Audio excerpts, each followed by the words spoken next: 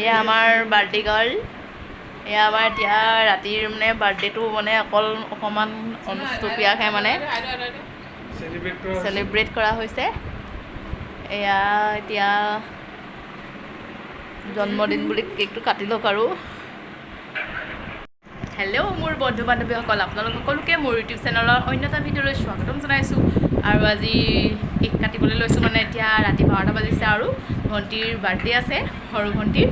আৰু এতিয়া মই চুৰিখন লৈ আছোঁ মানে মেইন বস্তু কাটিবলৈ ৰৈ আছে আৰু সেয়া মই এতিয়া আগবঢ়াই দিম এতিয়া চুৰিখন কেইখন লোৱা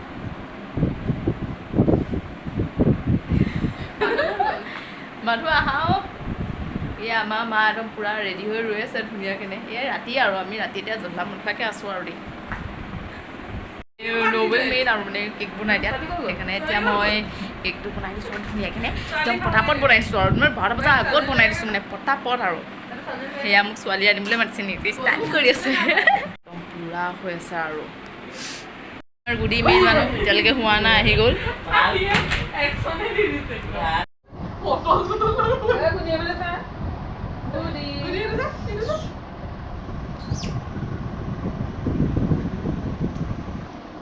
আমাৰ গুডি মইনা বহুত ধুনীয়া লাগিছে এতিয়া মই আহিছোঁ হনুমান মন্দিৰত বাৰ্থডে গাৰ্লৰ লগত আৰু এতিয়া আমাৰ বাৰ্থডে গাৰ্লে চাকি দিছে মই লগতে ভিডিঅ'টো কৰি লৈছোঁ আৰু এতিয়া প্ৰাৰ্থনা কৰি হৈ গ'ল আমাৰ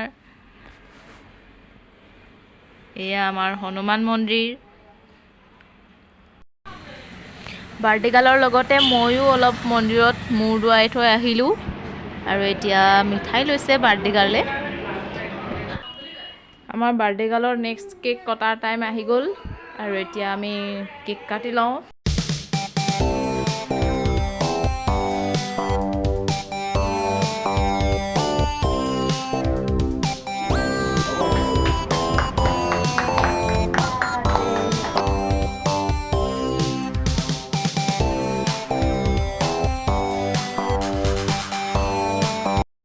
বন্ধু বান্ধৱীসকল সৰু ভণ্টিৰ ভিডিঅ'টো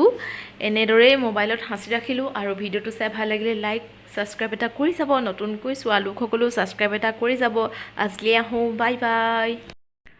ভণ্টিক জন্মদিনৰ উপহাৰ হিচাপে মোৰ ফালৰ পৰা কফি কাপ এটাকে গিফ্ট কৰিলোঁ লগতে ফটো লগাই দিছোঁ